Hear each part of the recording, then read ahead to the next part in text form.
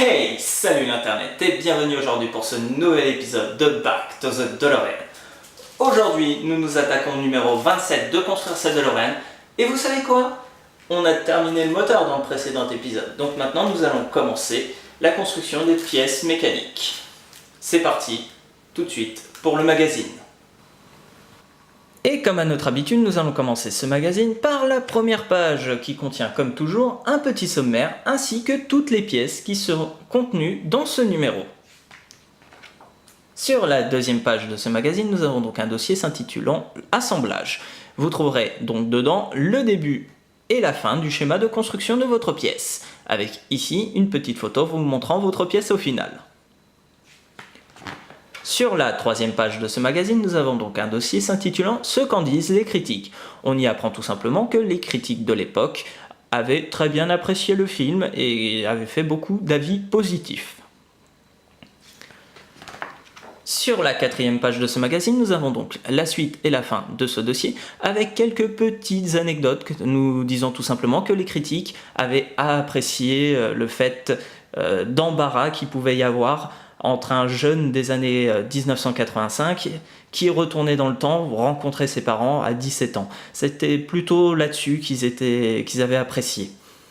On trouve ici aussi une petite affiche du film à l'international qui serait peut-être sympa d'intégrer dans l'un des numéros de chez Eglamos pour qu'on en ait un. À noter, Eglamos, si vous m'écoutez. Et sur la cinquième page de ce magazine, nous avons donc un petit dossier s'intitulant « Monsieur Sandman ». Donc on y apprend tout simplement que Lea Thompson s'amusait à écouter cette musique en boucle pour se mettre dans la peau d'une jeune fille des années 1950. On y apprend aussi que Robert Zemeckis, si je ne me trompe pas dans son nom, a décidé de le mettre dans le film à cause de Lea Thompson parce qu'elle n'arrêtait pas de l'écouter. Donc, bien sûr, c'est pas la musique originale, mais un remix de l'époque, qu'on entend dans le film. Et vous trouverez, bien sûr, sur la dernière page de ce magazine, les nouvelles pièces qui seront contenues dans le prochain numéro. Et voilà, pour le magazine. Et vous savez quoi? Eh bien, j'ai bien apprécié ce magazine. Malgré qu'on peut remarquer quelques petites différences, comme par exemple le schéma de construction qui est passé à une page au lieu de deux comme sur les précédents, ou tout simplement qu'on ait plus de dossiers à lire que de montage. Mais bon, je pense que ça va être comme ça, ça va jongler entre deux pages de montage et une page de manuel à lire, comme ça. Bref, nous ce qui nous intéresse dans le montage de la DeLorean, ce sont les pièces, donc on y passe tout de suite. Et nous allons commencer l'assemblage du klaxon. Pour cette première étape, vous aurez besoin du support klaxon ainsi que du klaxon. Prenez votre support klaxon et repérez le petit téton se trouvant juste ici. Une fois cela fait, repérez sur votre klaxon les deux trous se trouvant sur la partie supérieure. Placez ensuite votre support de cette manière, en faisant en sorte que le téton rentre dans le trou qui est le plus proche de la sortie du klaxon. Une fois cela fait, alignez les trous et placez une vis de type GP dans le trou se trouvant juste ici. Alors faites bien sûr très attention, étant donné que vos pièces sont en plastique, elles risquent de casser si vous serrez trop fort, donc serrez modérément. Et voilà le résultat.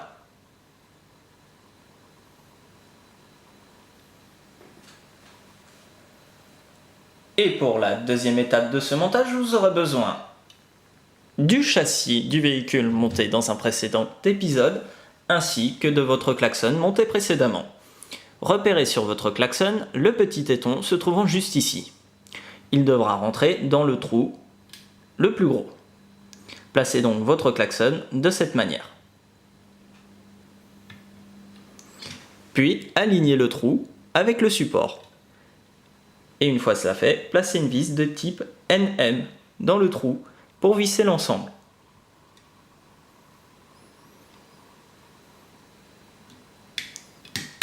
Alors, même principe que précédemment, la pièce est en plastique, donc ne serrez pas trop fort pour éviter de la casser.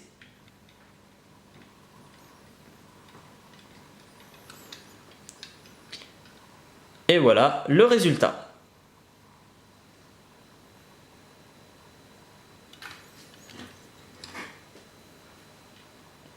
Et nous allons maintenant entamer le support de fixation du radiateur. Pour la troisième et quatrième étape de ce montage, vous aurez besoin du châssis ainsi que des deux supports de fixation de radiateur. Prenez l'une des deux fixations, donc là ça sera celle de gauche, et repérez la partie carrée. Elle est facilement reconnaissable grâce au petit téton se trouvant juste ici. Placez-la donc du côté gauche de votre voiture, ce qui fait que la partie arrondie se retrouvera vers l'intérieur. Une fois cela fait, placez une vis de type NM dans le trou du dessus.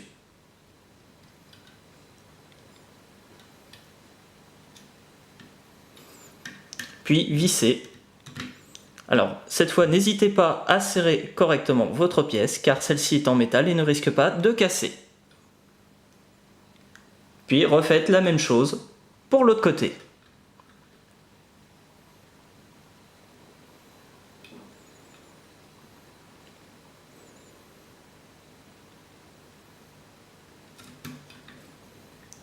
Serrez et au besoin, changez de tournevis.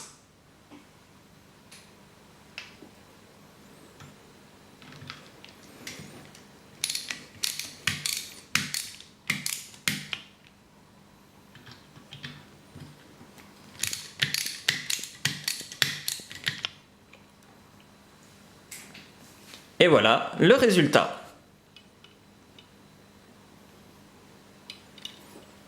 Et nous allons maintenant entamer la construction des ventilateurs du radiateur. Pour cette cinquième étape, vous aurez besoin de l'arrière des radiateurs ainsi que de deux ventilateurs. Placez votre ventilateur de façon à ce que la partie plate, comme ceci, se retrouve vers vous. Et placez-la de cette manière sur le radiateur. Puis refaites la même chose avec le deuxième.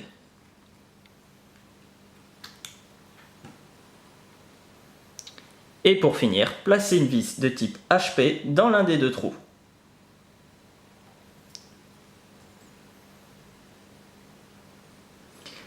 Donc je vous invite à la plus grande prudence lors du serrage de cette pièce, car celle-ci est en plastique et m'a l'air extrêmement fragile.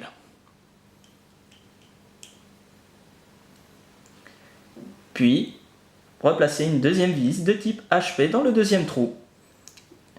Donc même principe, soyez délicat pour éviter de casser votre pièce.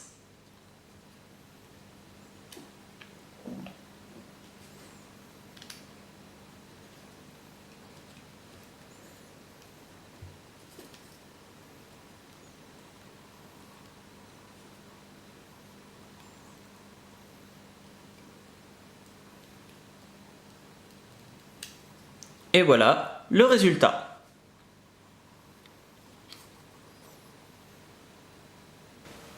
Et c'est comme ça qu'on termine ces deux magnifiques pièces. Et vous savez quoi?